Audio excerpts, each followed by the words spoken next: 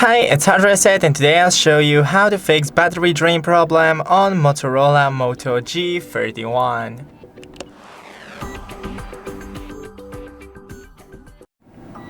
So first, go into the settings, then battery saver, and enable battery saver. Then go into the display settings and enable adaptive brightness and screen timeout.